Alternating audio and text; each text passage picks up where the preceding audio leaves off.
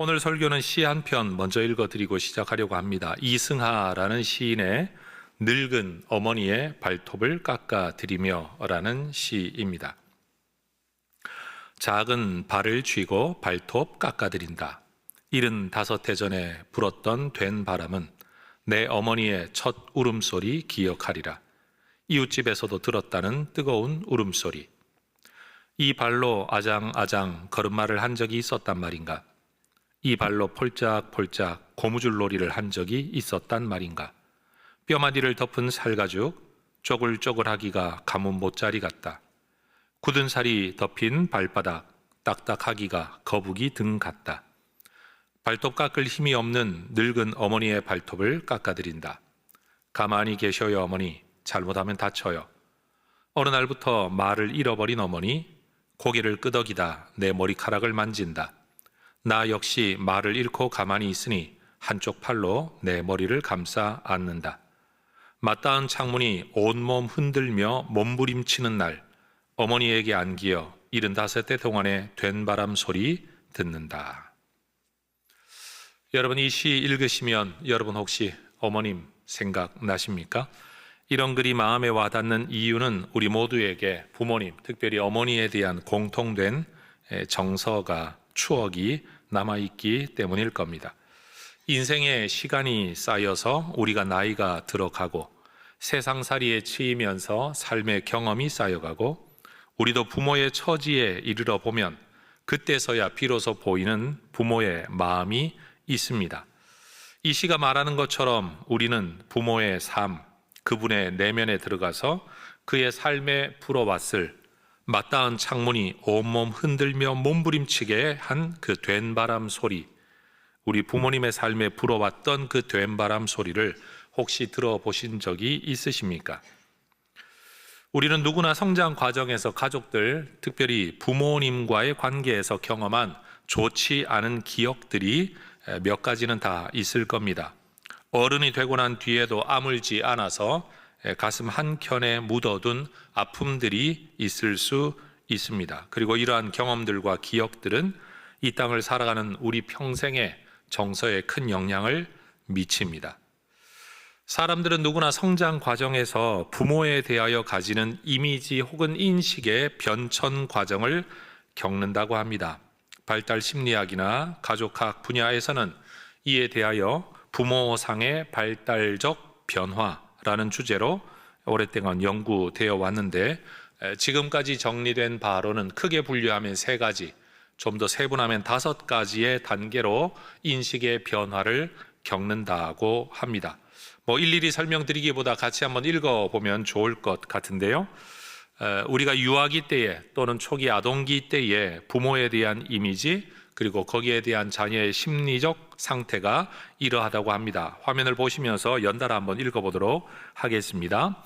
전능하고 완벽한 영웅. 부모가 세상의 모든 것을 알고 모든 문제를 해결할 수 있으며 자신을 완벽하게 보호해 줄 것이라고 믿습니다. 부모의 행동이나 판단에 대해 비판 의식이 거의 없습니다. 전적인 의존, 안전과 생존을 부모에게 전적으로 의지하며 부모로부터의 분리가 불안을 유발합니다. 부모의 칭찬과 인정이 자아 존중감의 주요 원천입니다. 여러분, 어린아이 때는 부모에 대하여 이런 인식을 가지게 되죠. 그래서 부모에 대한 절대화, 이상화 인식의 단계라고 합니다. 그러나 나이가 들면서 아이들의 생각이 좀 달라집니다. 이제는 부모를 비판적으로 바라보게 됩니다. 연이 한번 읽어보겠습니다.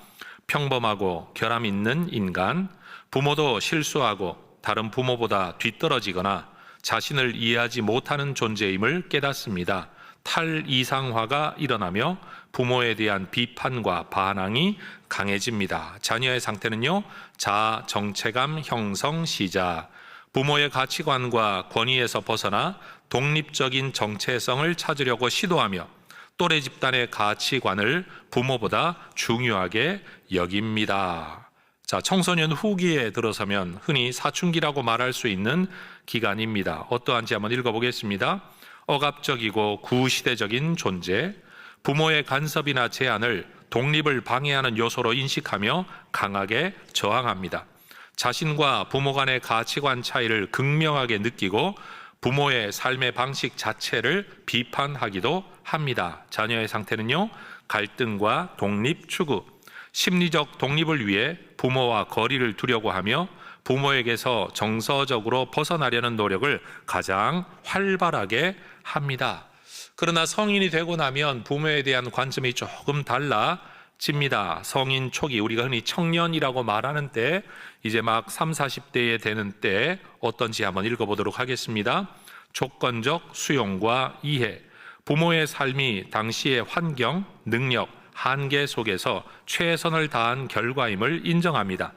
비판적 관점은 줄어들고 연민과 공감이 늘어나며 부모의 고된 삶에 대한 추억과 감사를 재통합합니다. 심리 상태는요, 심리적 자율성 확보, 부모와의 관계가 수평적이고 성숙한 관계로 재정립되며 부모에 대한 객관적인 존중과 동시에 부모를 인생의 멘토 중 하나로 봅니다. 자, 성인 후기, 정말로 나이가 많이 들어 이제 장년이 넘어서게 될 때 마지막 단계입니다. 읽어봅니다. 존경과 역할 전환, 부모의 노세와 함께 정서적, 때로는 물리적 보호자 역할을 맡게 됩니다.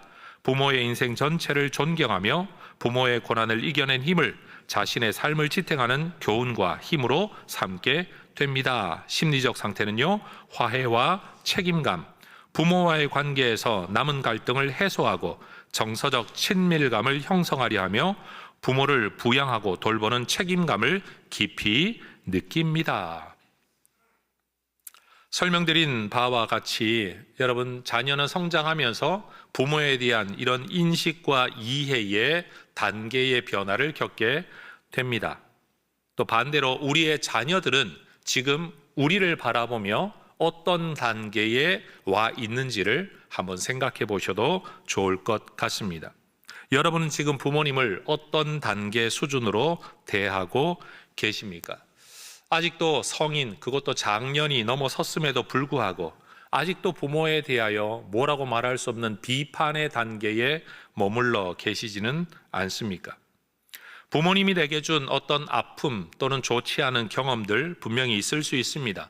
그리고 그것에 대한 해석이 내 평생을 붙들고 있을 수도 있습니다. 그러나 부모님을 있는 그대로의 한 인간으로 바라보는 그 부모님의 전후 좌우 상황, 예를 들면 그 시대 환경, 그때 부모님의 건강, 경제적인 형편, 가족 안에서 가지고 있었을 아픔, 이 모든 것들을 객관적으로 바라볼 수 있을 때 비로소 부모님에 대한 우리의 관점은 새로워질 수 있고, 그 관점이 새로워짐으로 부모를 대하는 우리의 태도도, 부모님에 대한 말과 행동도 달라질 수 있을 겁니다. 우리도 부모님 때문에 아픔이 있겠지만 한번 생각해 보세요. 우리의 부모님도 그 부모 때문에 받았을 상처가 분명히 있었을 것입니다.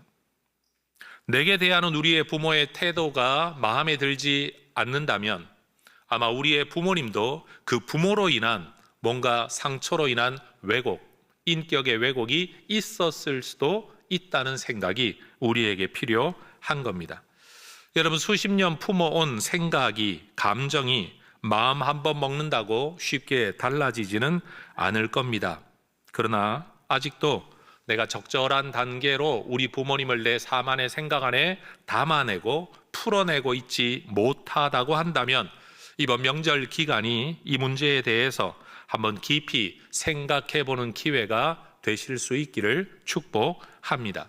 예수 믿고 산다라는 건 단순히 예수 믿고 나 죽어 천당 갈 거야, 이 땅에서 기도하면 응답받아 하나님의 복을 누릴 거야가 아니라 바로 이러한 관계성의 재정립, 하나님이 보시는 아름다운 관계, 성숙한 관계로의 변화가 우리에게 요구된다라는 겁니다.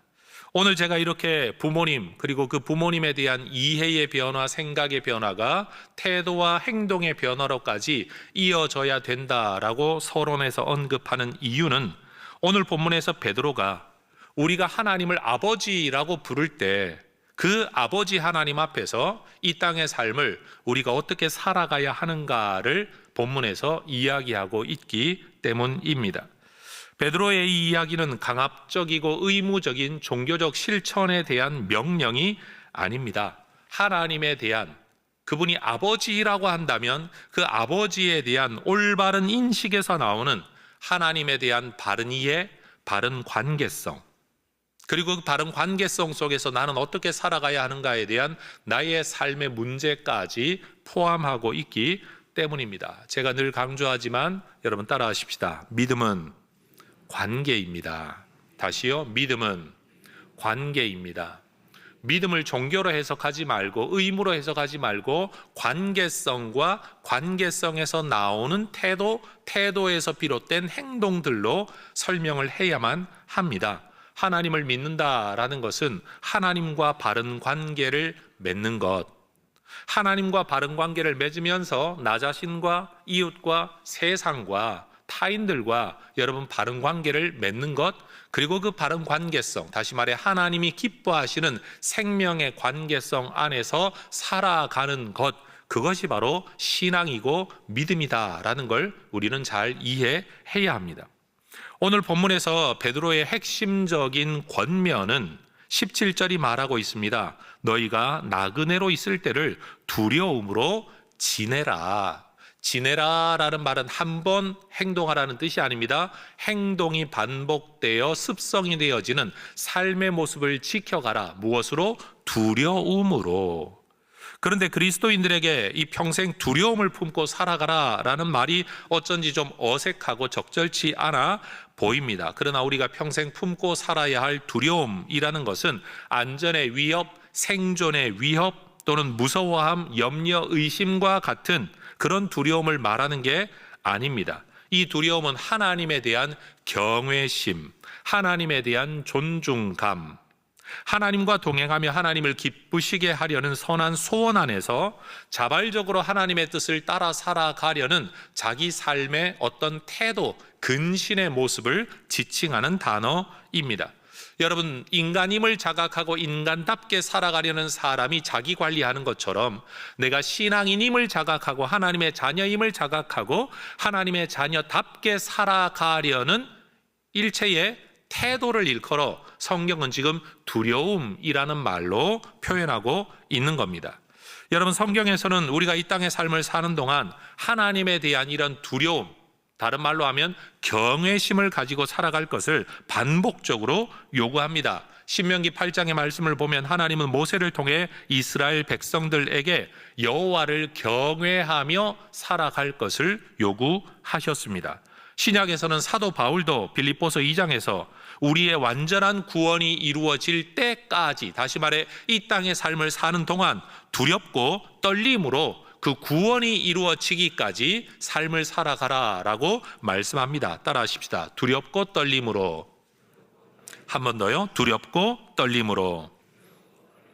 여러분, 두렵고 떨림으로 살아간다라는 것은 모세를 통해 볼 때 신명기 31장에서 하나님을 경외하는 것은 단순히 심리적 상태를 말하는 게 아니라 내적인 마음 자세만을 말하는 게 아니라 하나님의 말씀을 지켜 행하며 살아가는 자기 삶의 분명한 전제 또는 가이드라인 또는 태도와 방향성을 의미하는 것이라고 말하고 있습니다. 그래서 우리 안에 믿음 그리고 거룩함이 성장하고 함양될수록 우리 안에 영적 정서는 한쪽으로는 기쁨이 되고 한쪽으로는 두려움이 됩니다. 여러분, 세상에 이 두 가지가 함께 할 수 없는 마음이에요. 그러나 하나님의 자녀들에게는 하나님이 우리에게 주신 은혜 안에서의 기쁨과 함께 하나님의 은혜 안에 살아가는 자로서 마땅한 두려움, 경건한 두려움, 경외심이 자리 잡게 된다라는 겁니다. 이러한 사람들만이 자기를 지켜 거룩한 삶을 살아갈 수 있게 한다고 바울은 고린도후서 7장 1절에서 이야기합니다. 하나님을 두려워하는 가운데 우리는 깨끗한 삶을 살아갈 수 있다라는 겁니다. 여러분, 우리가 일생 품고 살아가야 할 두려움이 하나님을 기피하거나 꺼려하거나 멀리하거나 거리를 두게 하는 두려움이 아니라는 걸 꼭 기억하시기 바랍니다. 오히려 하나님을 가까이 하려고 하고 사모하고 갈망하고 의지하려고 하고 그 도우심을 갈망한다라는 점에서는 오히려 하나님 앞에 우리를 다가가게 만드는 마음이 두려움이라는 겁니다. 세상에서는 두려움을 느끼면 멀리하게 됩니다. 그러나 영적 두려움, 거룩한 두려움, 경외심의 두려움은 오히려 하나님을 붙들게 하고 의지하게 하고 사랑하게 하고 갈망하게 하고 하나님 앞에 간구하게 만든다라는 겁니다. 하나님과 그 말씀에 복종하는 믿음의 사람답게 하나님의 자녀답게 자기를 깨끗하게 지켜가는 이 삶이 15절에서는 행실이라고 표현되어진 바 있는데, 이 행실이 지속되고 반복될 때에 습성, 행습이 되는 것입니다. 그럼 베드로는 왜 우리에게 이런 두려운 마음을 품고 이 땅을 살아가라고 하는가? 그 첫 번째 이유는 여러분, 하나님께서 각 사람의 행위대로 우리를 심판하는 분이시기 때문입니다. 우리는 예수님을 구세주로 믿음으로써 17절이 말하는 것처럼 하나님의 자녀가 되어 예수님이 아버지라고 불렀던 그 하나님을 우리도 아버지라고 부르게 되었습니다. 세상에서 이런 말씀을 하는 분들이 있습니다. 신이 정말 존재하고 진짜 신이 한 분밖에 없다고 한다면 세상의 모든 종교가 섬기는 그 절대자는 다 같은 분 한 분 아니냐? 기독교가 섬기는 신이나 다른 종교가 섬기는 신이나 결국은 똑같은 거 아니냐라고 말씀하는 분들이 있습니다. 그러나 여러분, 우리가 믿는 하나님은 세상의 모든 종교에서 말하는 만들어낸 막연한 개념상의 절대자가 아닙니다. 다양한 종교가 만들어낸 신들, 심지어 가지각색의 성향을 가지고 있고 가지각색의 모습을 가지고 있는 그런 절대자가 아니라 예수님이 아버지라고 불렀던 그 하나님, 성경이 창조자라고 일컫는 바로 그 하나님을 우리가 아버지라고 믿고 있는 겁니다. 우리가 하나님의 자녀가 되었기 때문에 우리는 새로운 존재가 되었고 새로운 신분을 가지게 되었고 거기에 걸맞은 새로운 책임을 요구받게 됩니다. 그래서 에베소서와 빌립보서에서는 부르심에 합당하게 행하라 라고 권면하는 겁니다. 우리가 부르심에 합당하게 행하여야 될 이유는 우리가 아버지라고 부르는 그 하나님께서 각 사람의 행위대로 심판하는 분이시기 때문입니다. 심판이 있기 때문에 합당한 삶이 요구된다라는 겁니다. 외모로 보시지 않는다라는 것은 편파적이지 않다, 불공정하지 않다라는 뜻입니다. 다른 어떤 것으로도 하나님의 공의로운 심판에 영향을 미치지 못할 것입니다. 계시록 20장의 말씀을 보면 하나님이 심판하시는 기준은 아주 분명합니다. 그것은 각 사람의 행위대로입니다. 여러분, 신앙인은 그래서 잘 살아야 합니다. 마음만 있으면 충분하다. 여러분, 이거 기독교에서 받아질 수 없는 말입니다. 신앙에서는 행위가 쌓여 만들어지는 행실이 너무나도 중요합니다. 왜냐하면 그것으로 심판받게 될 것이기 때문입니다. 행한 대로 받는다는 하나님의 심판이라는 이 주제는 성경 전체에서 반복적으로 가르치는 굉장히 중요한 주제입니다. 고린도후서 5장 10절의 말씀에 근거해 보더라도 여러분, 하나님의 심판에 대한 묘사가 굉장히 구체적이죠. 따라하십시다. 우리가 다 반드시 그리스도의 심판대 앞에서 각각, 다시요, 각각 선악간에 행한 대로. 여러분, 이 성경이 말하고 있는 내용을 보세요. 우리가 다 누구도 제외되지 않는다는 겁니다. 반드시 제외되지 않는다는 거예요. 그리스도의 심판대, 심판장은 그리스도이십니다. 그 자리에서 각각 개별적입니다. 공동체가 아닙니다. 떼거지를 모아놓고 심판하지 않습니다. 한 사람 한 사람이 심판받게 될 겁니다. 무엇으로? 선악 간에. 하나님이 보시기에 좋은 것과 좋지 않은 것에 대한 심판을 받게 될 겁니다. 무엇에 근거하여? 행한 대로 심판받게 될 거라는 겁니다. 우리가 하나님을 아버지로 아는 지식과 믿음이 있다고 해서 하나님의 심판자이심을 망각해서는 안 됩니다. 하나님을 아버지로 부른다는 그 특권이 하나님의 심판을 면하게 하는 건 아니기 때문입니다. 저도 자녀들을 양육할 때 가장 힘들었고 가장 고민했던 주제가 이겁니다. 이 아이가 세상을 경험하는 첫 번째 어른이 나인데 나의 행실을 통하여 이 아이는 세상의 공정함을 또는 세상이 안전하다는 것을 경험하게 될 터인데, 어떻게 하면 이 아이가 세상은 안전한 곳, 좋은 곳이라는 이미지를 가질 수 있을까? 그러면 저는 사랑을 실천해야만 됩니다. 호의적이어야 됩니다. 배려해야 됩니다. 안전해야 됩니다. 그러나 또 하나, 그것이 아이를 방종하지 않게 만들기 위해서는 세상에는 규율이 있다는 것과 사람들이 나를 항상 잘 대하지 않을 수 있다는 사실을 알게 하려면 저는 아이들을 훈육해야만 하는 겁니다. 그래서 한쪽으로는 사랑의 아버지가 되어야 되고 한쪽으로는 엄한 아버지도 동시에 되어야만 하는 겁니다. 이 두 가지는 모순되지 않습니다. 하나만 가지고 있으면 우리의 인식은 왜곡됩니다. 너무 엄한 아버지 밑에 자라나는 아이들은 눈치를 보는 사람이 됩니다. 그래서 기회주의적으로 행동할 가능성이 높습니다. 그리고 위축될 가능성이 높습니다. 세상에 대한 여러분 열린 마음보다는 닫힌 마음, 두려워하는 마음, 이게 강하게 됩니다. 반대로 사랑의 모습만 보게 되면 여러분 방종하는 아이가 될 수 있습니다. 질서를 지키지 않는 사람이 될 수 있습니다. 이기적인 사람이 될 수도 있는 겁니다. 여러분, 모든 자녀가 이런 환경 안에서 잘 자라나야 되듯이 모든 부모는 자녀에게 이 모습을 잘 가르쳐야만 합니다. 참 어려운 숙제입니다. 마찬가지입니다. 하나님께서는 우리에게 사랑의 하나님이신 동시에 여러분 심판하는 하나님이라고 성경은 분명히 이야기합니다. 이게 하나님께서 이 세상을 움직이시는 하나님의 거룩한 성품인 겁니다. 그러나 여러분, 베드로가 나그네로 있을 때를 두려움으로 지내라 라고 말한다고 해서 우리가 하나님의 심판을 두려워할 필요는 없습니다.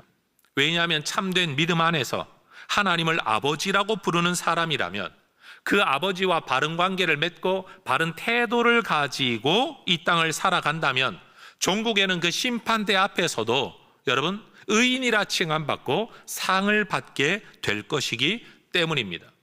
여러분, 저는 그리스도의 심판을 기다리고 있습니다. 그리고 기대하고 있습니다.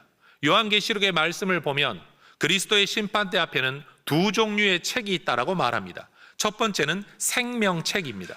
구원받을 하나님의 사람들이 이름이 기록되어 있는 책입니다. 또 하나는 행위의 책들입니다. 우리 각 사람의 행위가 다 기록되어져 있다라고 묘사합니다. 저는 예수님의 심판대 앞에 서면 생명책에 기록된 제 이름에 의하여 너는 천국이라고 선언받을 걸 확신합니다. 그러나 동시에 행위의 책들에 여러분 저의 연약함이 기록되어져 있을 겁니다. 그러나 저는 믿습니다. 그리스도의 피가 너의 모든 연약함을 다 씻었다라고 선언받게 될 것을 믿습니다. 그런 부족함 가운데서도 저는 하나님 나라와 하나님을 위하여 그리스도와 복음을 위하여 제가 행한 일들이 기록되어져 있을 거라고 저는 믿습니다. 바로 그런 일들에 근거하여 주님은 나에게 상을 선언하실 거라고 저는 믿습니다. 그러니 예수님의 심판대를 제가 두려워하지 않는 이유는 거기에서 구원이 선언되고 상이 선언될 것을 믿기 때문입니다. 그러나 그때를 그렇게 믿음으로 기다리려면, 기대함으로 기다리려면 저는 이 땅에서의 삶을 잘 살아야 됩니다.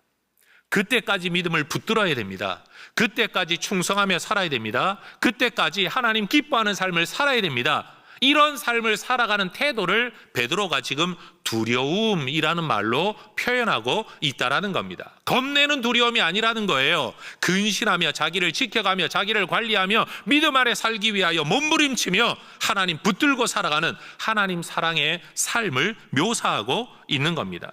여러분, 우리 누구도 자기의 행위로 구원을 얻지 못합니다. 자기의 행위로 하나님 앞에 의롭다고 인정받을 사람이 없습니다. 그러나 여러분, 내 행위로 구원을 받을 수 없다고 할지라도 우리가 기억해야 되는 것은 내 행위로 심판받게 될 것이라는 것은 기억해야 된다라는 겁니다. 우리의 행위는 우리의 내면, 우리의 믿음을 보여주는 증거가 될 것입니다. 마음속에 있는 것을 말로 표현하듯이 내가 누군가에 대하여 가지고 있는 내면의 태도가 말과 행동으로 표출되어지듯이 내가 정말로 하나님을 사랑하고 하나님을 향한 믿음을 가지고 있다면 이 땅을 살아가는 동안에 그 하나님의 말씀을 따라 살아가려는 삶이 우리에게 있을 수밖에 없다라는 겁니다. 여러분, 사람을 대하면서 참 힘든 게 뭡니까? 저 사람이 나를 존중하는 태도가 없다라는 게 언뜻 말과 행위로 내게 보여질 때, 그때 우리는 소위 말해 상처라는 걸 받게 되고 낙심이라는 걸 하게 되고 무시당했다라고 스스로가 생각하게 되는 것 아니겠습니까? 그 사람이 뭐라고 말하고 행동하든지 내가 그렇게 느낄 때가 있다라는 겁니다. 마찬가지입니다.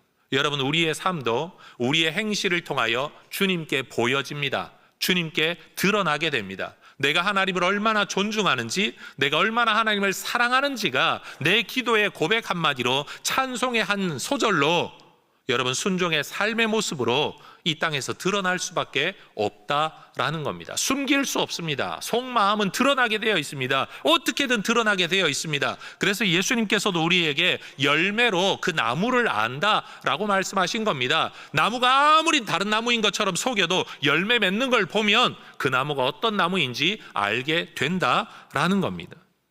여러분, 우리는 윤리적으로 실수 없는 완전 무결한 삶을 살라고 요구받고 있는 게 아닙니다. 하나님의 자녀답게 그렇게 살려고 애쓰며 살아가는 방향성, 지향성, 태도의 삶을 지켜가야 된다라는 겁니다. 여러분, 삶의 결과는 우리가 장담하지 못합니다.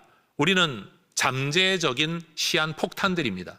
언제 어디에서 어떤 자극을 통해 터질지 알 수 없는, 우리 안에는 죄성이 있고 우리 안에는 화가 가득 차 있고 우리 안에도 울분이 가득 차 있는 존재이기 때문에 우리는 언제나 터질 수 있는 참 불안한 존재들입니다. 그러나 여러분, 우리는 여전히 구원받은 하나님의 사람들입니다. 성령이 우리 안에 와 계십니다. 예수의 피로 보호받고 있는 사람들입니다. 여러분, 잘 지켜가시기를 축복합니다. 여러분, 외부 자극에 터뜨리지 말고 여러분 끝까지 믿음을 잘 지켜가시기를 주의 이름으로 축복합니다. 특별히 이번 명절 기간 동안 누군가의 말, 뭔가 내가 부당하다고 느끼는 상황, 누군가의 어떤 행동 속에 여러분 나도 모르게 내 감정이 터져 나오고 여러분 실수가 터져 나오고 죄가 터져 나오는 게 아니라 여러분 믿음으로 잘 준비하고 마음으로 잘 각오하고 기도로 여러분 잘 예방해서 여러분 이 명절의 기간도 은혜롭게 잘 이겨내시기를 축복합니다. 명절 지나고 나서 이혼하는 사람들, 명절 지나고 나서 가족관계 깨어지는 사람들, 명절 지나고 나서 각방 쓰는 사람들, 명절 지나고 나서 다시는 안 보겠다고 형제간에 여러분 의가 상한 사람들 얼마나 많습니까? 사랑 때문에 모였는데 여러분 자기 죄성을 드러내고 자기 감정 드러내고 내 안에 쌓여있는 섭섭함을 드러내므로 더 큰 깨뜨림을 가져오는 사람들이 있는 거예요. 혹여라도 지금 이 설교를 듣는 성도님들 중에 이번에 가면 내가 한마디 꼭 하리라, 이런 마음을 먹고 계신 분들이 있다면 여러분 참으시기 바랍니다. 지금껏 참았는데 한 번 더 참으세요. 그 말 한다고 달라지지 않습니다. 평생 살아온 사람이 절대 몇 마디 말로 달라지면 여러분 이전에 우리는 다 성인이 되었어야 마땅합니다. 여러분 품고 인내하고 이겨내시기를 축복합니다. 여러분, 하나님은 누구나 구원하시지만 아무나 구원하시진 않습니다. 하나님은 누구에게나 역사하시지만 아무에게나 역사하시는 건 아닙니다. 여러분, 믿음을 붙들고 경건한 삶을 살아가는 하나님의 종들 되시기를 소망합니다. 경건한 경외심, 심판을 기억하기 때문에 내가 오늘 이렇게 살아간다. 하늘의 상을 생각하기 때문에 내가 오늘 이렇게 살아간다. 내가 손해보는 것 같은데 사람에겐 손해보지만 하나님은 반드시 갚아주실 거라는 믿음 때문에 내가 오늘 이렇게 살아간다. 이게 바로 두려운 마음, 영적 경외심이라는 겁니다. 두 번째, 우리가 하나님을 경외함으로 이 땅을 살아가야 할 첫 번째 이유가 하나님의 심판을 기억함이라면 두 번째 이유는 하나님이 그리스도 안에서 우리를 구속하셨기 때문입니다. 요즘 TV만 보면 나오는 구속이라는 단어가 있죠. 그것은 잡을 구자에 묶을 속자입니다. 잡아 묶는다는 뜻이에요. 신체를 속박하는 것, 행동에 제약을 가하는 구속입니다. 그러나 성경에 나오는 구속이라는 단어는 건질 구자에 바칠 속자를 써서 몸값을 지불하고 노예를 해방시켜 주는 것, 값을 지불하고 해방시켜 주다라는 의미를 가지고 있습니다. 하나님이 그리스도 안에서 우리에게 베푸신 은혜입니다. 하나님은 우리를 잡아매는 게 아니라 오히려 우리를 풀어 주셨습니다. 근데 만약 경제적 이유로 노예가 된 사람들이라면 은금과 돈을 주면 여러분 그는 구속받을 수 있을 겁니다. 대신 돈을 지불하니까. 그러나 우리 인류의 노예된 처지는 경제적 문제가 아닙니다. 우리는 무엇에 사로잡혀 있냐? 죄의 종, 마귀의 종, 죽음의 종, 진노의 종이 되어 있는 겁니다. 우리 인류는 나름대로는 행복하게 또는 잘 살아보려고 애쓰지만 결국은 죽음에 이르는 운명, 그 운명에 이를 수밖에 없는 습성을 가지고 살아갑니다. 무지함과 마음이 굳어짐으로 하나님의 생명에서 떠나 있는 삶의 행습을 가지고 있다라는 겁니다. 심지어 죽음에 이를 수밖에 없는 이러한 삶의 습성을, 방식을 옳은 길이라고 믿고 스스로도 갈 뿐만 아니라 다른 사람에게도 그게 맞다라고 박수치며 오히려 권하고, 그렇게 살지 않는 사람들을 오히려 비난하는 것이 이 시대의 모습인 겁니다. 이것을 일컬어 18절에서는 우리 모두가 조상으로부터 물려받은 헛된 행실이라고 말합니다. 의미 없는, 잘못된, 조상으로부터 물려받았기 때문에 하루 이틀에 만들어진 게 아닌 겁니다. 내가 생각하고 그렇게 판단한 게 아니라 태어나서부터 그걸 보고 자라와 그게 당연하다라고 여겨지는 문화이라는 사실입니다. 이것이 14절에서는 알지 못할 때 따르던 너희의 사욕이라고 말하죠. 개인으로 볼 때는 하나님 모를 때 살았던 사사로운 욕심에 근거한 방식인데, 공동체적으로 볼 때 이건 조상으로부터 물려받은 너희들의 행실과 습성이라는 겁니다. 개인 안에서도 공동체 안에서도 여러분 문화적으로도 역사적으로도 보여지는 모습인 겁니다. 이 땅에 존재하는 모든 지역, 그리고 모든 부족과 모든 사람들의 문화는 있는 그대로 존중받아야 마땅합니다. 옷을 입든 옷을 벗든 그렇지 않습니까? 이렇게 살아가든 저렇게 살아가든 그들이 살아왔던 방식으로서 말 그대로 문화, 인류학적으로 존중받는 게 마땅합니다. 그러나 안타까운 건 뭐냐? 하나님 몰라서, 하나님 없이, 하나님 떠나서 살아가는 삶의 습성의 마지막은 구원이나 생명이 아니라는 사실이, 그게 안타까운 거예요. 바울은 이것을 로마서 1장에서 생각의 허망함, 미련한 마음의 어두워짐이라고 표현을 했습니다. 여러분, 세상에서 물건을 사려고 하더라도 정당한 대가 또는 충분한 대가를 지불해야만 물건을 얻을 수 있습니다. 우리 인류의 더 큰 문제는 뭐냐 하면, 여러분, 내 생명을 얻을 수 있도록 충분한 대가를 지불할 누군가가 없었다라는 겁니다. 자기 목숨도 자기가 건질 수 없기 때문에 여러분, 다른 사람의 목숨을 구해줄 수는 더더욱이나 없는 겁니다. 이 땅에 누구도 인간의 죄 문제를, 인간의 생명을 사낼 수 있을 만한 능력을 가진 사람이 없었던 겁니다. 그래서 하나님께서는 이 땅 안에 있는 사람으로는 이런 일이 불가하기에 세상 밖에서 하늘 위에서 이 세상 안으로 구원자를 보내셨습니다. 당신의 아들이시죠.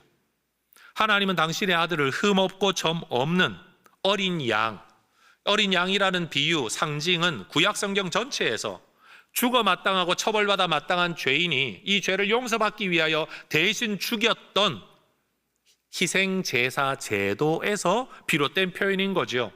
그러니 사람들에게 누군가가 죄를 용서받기 위해 대신 죽어야만 할, 대가를 지불해야만 될 어떤 생명이 있었다는 걸 알려주시기 위해서 희생제사 제도를 유대인들에게 알려주셨던 겁니다.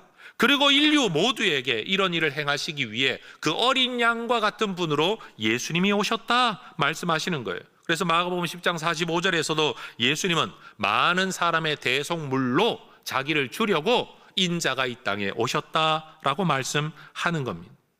하나님은 물건이나 노예를 사들이기 위해 여러분 돈을 지불하신 게 아니라 우리의 생명을 얻기 위해 예수의 피, 예수의 목숨을 내어 놓으셨습니다.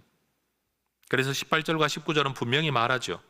너희의 이 헛된 행실, 그 삶의 습성, 구원받지 못할 삶, 허망한 마음의 어두워짐 속에 살아가고 있는 너희들의 운명에서 너희를 건져내 대속함 받은 건 돈으로 된 게 아니다, 능력으로 된 게 아니다, 세상의 능력으로 된 게 아니다, 사람이 한 게 아니다. 점 없고 흠 없는 어린 양 그리스도의 보배로운 피로 된 것이다. 여러분, 이 은혜를 우리가 기억해야 합니다. 누군가 그저 지나가는 돈 한 푼 주고 내가 생명 얻게 된 게 아니라는 겁니다. 이런 인류 역사가 진행되는 중에 어쩌다 보니 우발적으로 일어난 우연한 사건이 아닙니다. 하나님은 창세 전부터 이 일을 계획하셨고 또 창세 전부터 이 일을 이미 말씀하셨습니다. 역사 속에 진행되어 왔고 때가 되어 우리에게 나타난 것일 뿐입니다. 지금 나타났다고 지금 있었던 일이 아닌 겁니다. 이미 창세기부터 이 이야기는 기록되어 있었습니다. 만약 예수님을 통하여 우리의 구속이 완전히 이루어지지 못했다고 한다면 예수도 죽음 가운데 머물러 있어야 마땅합니다. 예수가 아닌 또 다른 구세주가 계속 시대마다 왔어야 할 겁니다. 그러나 하나님께서는 예수 십자가와 이 모든 사건이 우리의 죄 문제를 완전히 해결하고 우리에게 구원, 대속, 구속을 이루었다는 것을 알려주시기 위해 예수님을 부활시키시고 예수님을 승천시키시고 예수님을 하나님의 보좌 우편에 앉히셨다라고 에베소서 1장 20절에서 22절은 이야기하고 있습니다. 다시 말해 구원의 완성의 선언입니다. 우리의 대속이 완료되었다는 것을 선언하는 이야기인 겁니다. 여러분, 우리가 해결할 수 없었던 인생의 문제, 영원한 생명의 문제를 하나님이 그리스도를 통해 해결해 주셨습니다. 그래서 우리는 더 이상 과거의 행습대로, 습성대로, 행실대로, 행위대로, 가치관대로 살아갈 필요가 없습니다. 거기서 건져내었는데 거기로 또 돌아간다는 건 얼마나 어리석은 일입니까? 십자가와 부활을 통한 구속의 사건은 우리를 죽음에서만 건진 게 아니라 과거의 삶의 방식에서도 우리를 건져낸 겁니다. 삶의 방식의 결과에서만 건져낸 게 아니라 그 결과를 이루게 했던 삶의 방식에서도 우리를 건져낸 겁니다. 그러니 우리는 생명으로 들어간 사람으로서 생명에 들어간 사람답게 새로운 삶의 방식을 따라 살아가는 게 옳습니다. 아이는 아이 방식대로 살죠. 어른이 되면요, 어른 방식대로 살아야 하는 겁니다. 죄 없으신 하나님의 아들 그리스도의 피가 우리의 헛된 행실, 헛된 행습에서부터 우리를 구원한 겁니다. 그러니 이걸 아는 사람은 이 땅을 어떻게 살아야 되냐? 두려움으로 살아가야 된다라는 겁니다. 다시 말하지만 겁내는 두려움이 아니라 새로운 삶의 길을 선택하는 근신과 자기관리, 새 생명의 삶의 양식을 따라가는 두려움 말입니다. 그래서 21절은 우리에게 그렇게 말하죠. 하나님의 자녀가 된 우리는 이제는 하나님께 믿음을 두고 하나님께 소망을 두고 하나님을 경외하는 삶을 살아가야 된다. 그리스도 안에서 살아가야 된다. 다시 말해 두려워하는 삶이 뭐냐? 하나님께 소망과 믿음을 두는 삶. 그게 성경이 말하는 두려움을 품고 나그네 된 이 땅의 삶을 살아가는 모습이라는 겁니다. 그럼 도대체 어떻게 하는 게 믿음과 소망을 하나님께 두는 삶이냐? 막연하시죠? 이 삶의 가장 구체적인 본보기는 사도 바울에게서 드러납니다. 우리가 아는 것처럼 바울은 예수님을 만나기 이전에도 유대교라는 종교인이었습니다. 종교 지도자였습니다. 엄청난 열정으로 하나님을 섬겼던 사람입니다. 빌립보서 3장 4절, 5절, 6절을 보면 그는 출신 배경조차도 말 그대로 모태 신앙인이었죠. 모태 유대 교인이었습니다. 그리고 개인적 열심으로도 율법의 의로도 흠이 없는 정말 철저한 자기관리의 삶을 살았던 사람입니다. 그러나 그가 예수님을 만나고 나자 그가 출신 배경으로 가지고 있었던 것, 그의 열정적인 삶조차도 아무것도 아니라는 걸 깨닫게 됩니다. 그래서 빌립보서 3장 7절 8절은 말하죠. 무엇이든지 내게 유익하던 것, 여러분 헛된 게 아닙니다. 내게 유익하던 것마저도 내가 그리스도를 위하여 다 해로 여긴다. 또 모든 것을 해로 여기는 것은 내 주 그리스도 예수를 아는 지식이 가장 고상하기 때문이다. 내가 그를 위하여 모든 것을 잃어버리고 배설물로 여긴다. 여러분, 이것은 바울이 그가 태어난 배경이나 모든 것들이 쓸모없다, 쓸데없다, 아무것도 아니다라고 말하는 게 아닙니다. 내가 받은 은혜가 너무 커, 그리스도의 은혜가 너무 크기 때문에 이 은혜에 비하면 이건 배설물 같고 오히려 해가 되는 것이라고 말해도 괜찮다라는 뜻입니다. 여러분, 어떤 음식을 먹어보고 난 뒤에 와, 난 세상에 이렇게 맛있는 거 처음 먹어봐 라고 말을 하면 여러분, 생각 없는 사람들은 꼬치꼬치 캐묻죠. 야, 진짜 그래? 맞아? 그러나 여러분, 이 사람이 말하는 의도는 정말 맛있다, 그걸 말하는 겁니다. 지금 바울이 하고 있는 말도 그런 겁니다. 옛날에 있는 거 다 쓸데없다, 돈 쓸데없다. 아닙니다. 그도 돈이 있어야만 사역을 했기 때문에 스스로 텐트를 만드는 일을 해야만 했습니다. 그래야 선교 활동을 할 수 있으니까요. 그런 그가 예수라는 이름을 앞에 놓고 볼 때는 내가 그리스도 안에서 얻은 은혜와 구원과 구속의 은혜를 생각하면 나머지 것들은 아무것도 아니라고 말할 수 있어. 배설물이라고 말해도 괜찮아 라고 표현하고 있는 겁니다. 여러분, 이것이 은혜를 자각한 사람들의 어법, 표현법인 겁니다. 때때로 이 은혜를 모르는 사람들이, 교회 밖에 있는 사람들이, 교회에 다니는 사람들이 하는 말을 오해할 때가 있습니다. 세상 다 쓸데없어 라고 말할 때마다 어떻게 그럴 수 있냐 라고 말합니다. 우리의 표현이 과장법이라는 걸, 강조법이라는 걸 그들이 몰라서 그런 거죠. 여러분, 은혜를 알게 되면 주님, 나 지금 죽어도 좋을 것 같아요, 이렇게 고백할 수도 있지 않습니까? 하나님, 지금 너무 좋아요. 이 은혜 때문에 너무 감사해요. 다른 거 다 필요 없어도 주님만으로도 살 거예요. 그러나 사실 주님 외의 것도 있어야 삽니다. 그게 현실입니다. 그러나 우리는 고백하는 거예요. 주님 한 분으로 내가 너무 기쁘다. 그것을 이렇게 고백하는 거죠. 여러분, 신앙은 종교적 의무가 아닙니다. 누가 강제로 요구해서 그렇게 되는 게 아닙니다. 은혜의 자각에 뒤따르는 자발적 변화인 겁니다.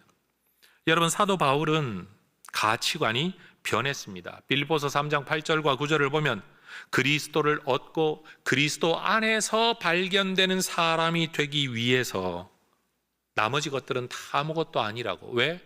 그리스도 안에서만 내가 의인이 될 수 있고, 그리스도 안에서만 구원을 받을 수 있고, 그리스도 안에서만 하나님을 아버지라고 부를 수 있기 때문에. 이런 모습이 바로 하나님께 믿음과 소망을 두고 살아가는 사람들의 모습인 겁니다. 여러분, 하나님을 만나면, 하나님의 은혜를 알게 되면 가치관이 변합니다. 가치관이 변하면 태도가 바뀌게 됩니다.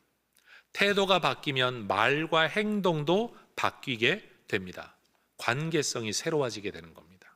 하나님과의 관계가 새로워지면 세상 사람들과의 관계도 달라지게 되는 겁니다. 여러분, 하나님께서 우리한테 주시는 은혜를 여러분 크게 경험하실 수 있기를, 또는 깨달을 수 있기를 축복합니다. 요즘 젊은이들이 출산하는 걸 굉장히 부담스러워한다고 합니다. 애 낳아 기르는 삶의 과정에 대한 이야기를 듣다가 보면 여러분, 정말 애 키우는 건 못할 짓이다 라는 말을 할 만큼 부담스럽게 느껴지는 게 사실입니다. 그러나 여러분, 성경적으로 경험적으로 아이 하나를 낳아서 기르는 과정에서의 얻는 기쁨, 그 희열, 그 놀라움, 그 감격을 크게 보게 되면 아이 충분히 낳을 수 있다라고 말하게 됩니다. 뭘 더 크게 보느냐에 따라서 가치관이 달라지고 행동이 달라지게 되는 거죠. 마찬가지입니다. 믿음이 그러합니다. 신앙이 그러합니다. 여러분, 이 설교를 시작하면서 저는 부모에 대한 자녀의 관점, 인식의 이미지의 변화, 발전상을 말씀을 드렸습니다. 여러분, 부모에 대한 이미지의 변화에 따라 부모에 대한 태도가 달라지게 되죠. 부모에 대한 행동이 달라지는 것, 이게 누구나 겪는 삶의 과정입니다. 마찬가지입니다. 하나님을 어떤 분으로 인식하느냐가 하나님에 대한 우리의 삶의 모습을 달라지게 만드는 겁니다. 그리고 삶의 가치를 달라지게 만들겠지요. 여러분, 특별히 명절을 당하여서 저는 우리 모든 혜성의 가족들이 아직도 해결하지 못한 부모 자녀의 관계, 아직도 뭔가 매여 있고 막혀 있어서 넘어서지 못한, 여러분, 이것을 여러분 이번 기회에 오늘 이 말씀을 통해 여러분 한번 넘어서실 수 있기를 축복합니다. 내 삶이 쉽지 않은 것처럼, 나도 상처를 가지고 살아가는 것처럼, 특별히 부모에 대한 상처를 가지고 살아가는 분들이 계시다면 꼭 한번 생각해 보십시오. 우리 부모님도 그 부모에 대한 상처를 가지고 살지 않았을까? 그 상처가 매듭이 되고 앙금이 되어서 잘해보고 싶은데 잘해보지 못하고, 경험해 주고 싶은데 나도 경험하지 못해서, 어떻게 하지 못해서 나를 그렇게 키웠던 건 아닐까? 여러분, 한 발짝 물러서서 부모를 객관적으로 바라볼 수 있기를 소망합니다. 그것 때문에 이제는 나도 이제 성인이 되어 더 이상 부모 탓하지 말고 연약한 그 부모를 품어 안을 수 있는 여러분 마음그릇 가지게 되시기를 축복합니다. 축복합니다. 그리고 여러분, 믿음이라는 것, 하나님이 내게 베푸신 은혜가 뭔지, 하나님이 어떤 분인지, 내 이 땅의 삶을 마치고 난 뒤에 심판이 있다는 사실을 우리가 생각할 때 우리가 어떤 삶을 살아야 되나, 이거 좀 더 생각하며 살아야 될 줄로 믿습니다. 여러분, 오늘의 삶을 생각하면 피곤하죠. 권고하죠.